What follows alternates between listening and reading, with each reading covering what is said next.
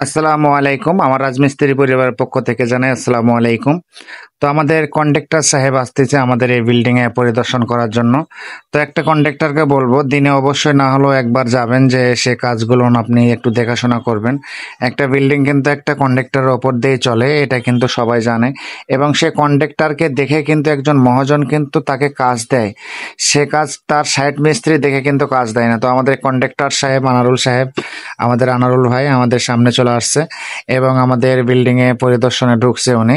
তো উনি আমাদের সে গাঁথনিগুলো যে 2.5 ফিট করে হয়েছে, পুরো গাঁথনিটা উনি একটু পরিদর্শন করতেছে। যে এর আগে তো লেআউট দিয়ে গেছে আমাদের এক কন্ট্রাক্টর সাহেব, সেখানে কন্ট্রাক্টর সাহেব আমাদের এখন সিলিং প্লাস্টার চলতেছে। তো আমাদের কন্ট্রাক্টর সাহেব এখানে এসে সব সিলিং গুলো দেখতেছে যে আসলে ফিনিশিং গুলো কেমন হয়েছে, কে ভালো কে মন্দ। আমি বলবো সব কন্ট্রাক্টরকে আমি বলবো, আপনাকে বলবো যে আপনার অবশ্যই আপনার যে সাইটগুলো থাকে এই সাইটগুলো আপনাদেরকে একটু পরিদর্শন করবেন অবশ্যই।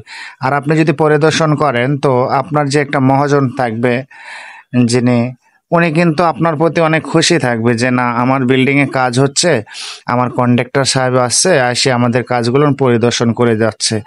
আসলে সবার বুদ্ধি কিন্তু এক নয়, একটা কন্ট্রাক্টরের বুদ্ধি একরকম, একটা সাইট মিস্ত্রির বুদ্ধি একরকম।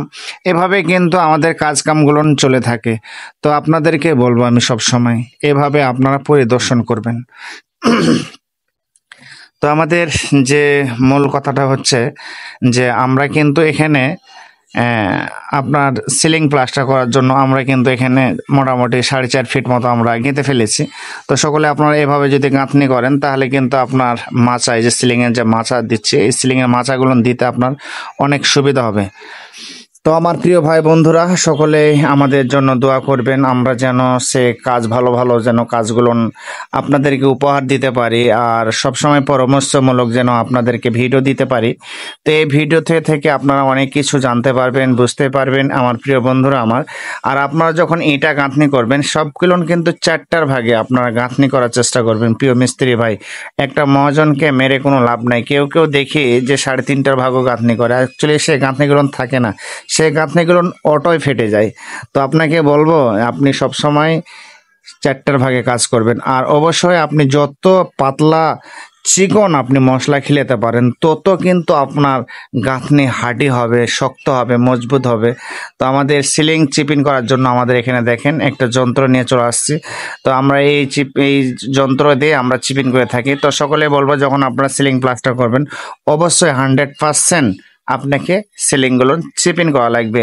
আর যদি চিপিং না করেন আপনার প্লাস্টারগুলো কিন্তু টিকসই হবে না। তো আশা করি সকলে ভালো থাকেন, সুস্থ থাকেন। আসসালামু আলাইকুম।